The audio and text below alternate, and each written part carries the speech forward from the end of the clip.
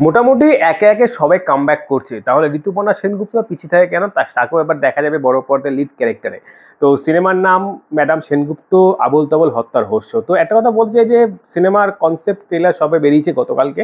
তো দেখলাম, বেশ ভালো লাগলো। তবে সব থেকে বেশি যেটা বেটার লাগলো সেটা হলো যে সিনেমার মানে ক্যারেক্টারগুলোকে, মানে এক একটা যে ক্যারেক্টারগুলোকে সিনেমায় চুজ করা হয়েছে সেটা কিন্তু তুখর ক্যারেক্টার।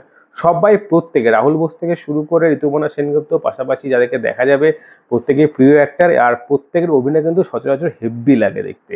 আর মূলত এই সিনেমাটা হতে চলেছে একটা খুনিকে নিয়ে, যেখানে থেকে বোঝা গেল যে ঋতুপর্ণা সেনগুপ্ত যে স্বামী ছিল তার সঙ্গে তার ডিভোর্স হয়ে যাওয়ার পর তার মেয়েকে সে নিয়ে যায় বাইরে, এবং কোনো না কোনো ক্রমে সেই মেয়ে তার বাবার কাছে আবার চলে আসে।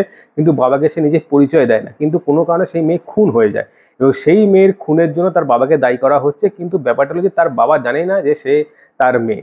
এবং সেই আবোল তাবোলের মেন জায়গাতে রয়েছে তার বাবা। এবার সেই মেয়ে খুন হয়ে যাওয়ার পর ঋতুপর্ণা দেশে ফিরে আসে, এবং তারপরে থেকেই তার তদন্ত শুরু হয়। এবং তদন্ত শুরু করতে করতে দেখা যায় যে আরও একটা সেম টাইপ করে একটা খুন করা হয়েছে। এবার আসল খুনি কে সেটাকে ধরা নিয়েই হবে মেন এই গল্প, এই সিনেমার গল্প। এবং এই সিনেমা রিলিজ হবে 4 জুলাই। তো সিনেমার মধ্যে ভালো কি লাগলো? সিনেমার মধ্যে ভালো লেগেছে আমার প্রত্যেকটা অ্যাক্টারকে, যেগুলো যেভাবে কাস্ট করা হয়েছে প্রত্যেকটা কাস্টিং ভালো লেগেছে। দ্বিতীয়ত গল্পটা বেশ জোরদার লাগছে আমার, বেশ মানে মনে হচ্ছে যে সিনেমাটা কিছু একটা মানে ভালো ফল রেজাল্ট করতে পারে। তো বেসিক্যালি বক্স অফিস নিয়ে না বলাই ভালো, বক্স অফিসটা ছেড়ে দিলাম। বাট সিনেমা স্টোরি খুব স্ট্রং হবে এটুকু দেখে মনে হচ্ছে, কারণ যেইভাবে থিমটা দেখা গেল, যেইভাবে ক্যামেরার কাজ দেখা গেল, যেইভাবে গল্প দেখা গেল, বেশ ভালো লাগছে, প্রমিসিং লাগছে।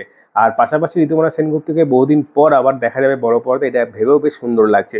আর একটা কথা, যে বহুদিন পর বলতে বহুদিন পরে তাকে দেখা যাচ্ছে আবার বড় পর্দায়। তো শ্বশুরবাড়ি জিন্দাবাদ রিসেন্টলি কিছুদিন আগেই কিন্তু রিলিজ হয়েছিল বড় পর্দায়।